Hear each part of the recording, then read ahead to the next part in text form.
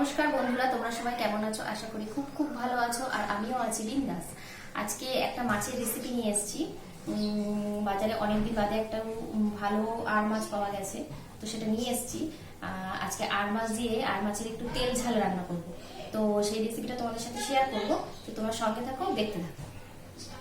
মাছগুলোকে প্রথমে আমি নুন, হলুদ আর 2 চামচ পরিমাণ তেল দিয়ে মাছগুলোকে খুব ভালো করে মেখে নিলাম।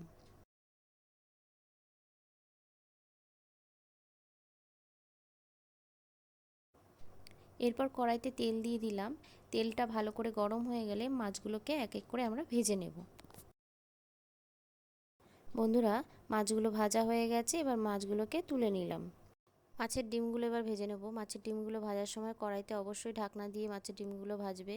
ফোড়নে সাদা জিরে, গোটা শুকনো লঙ্কা, একটা এলাচ, দারচিনি এগুলো দিয়ে দেবো। এবার রসুন দিয়ে দিলাম, পেঁয়াজ দিয়ে দিলাম। এগুলোকে একটু ভালো করে ভাজতে হবে। এরপর টমেটোটা দিয়ে দিলাম। টমেটোটা দিয়ে সামান্য পরিমাণ নুন দিয়ে নাড়াচাড়া করার পরে মশলাগুলো যেমন হলুদ গুঁড়ো, জিরের গুঁড়ো, কাশ্মীরি লঙ্কার গুঁড়ো দিয়ে মশলাটা নাড়াচাড়া করার পর একটু সামান্য জল দিয়ে মশলাটাকে খুব ভালো করে কষাতে হবে।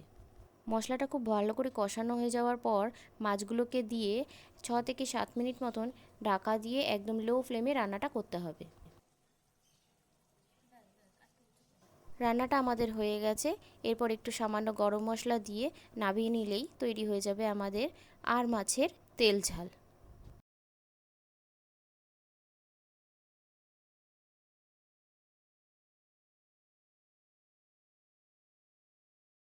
রেসিপিটা তোমাদের কেমন লেগেছে কমেন্ট বক্সে অবশ্যই জানিও। আর ভিডিওটা যদি তোমাদের ভালো লেগে থাকে তাহলে লাইক, কমেন্ট, শেয়ার এবং সাবস্ক্রাইব করে দিও।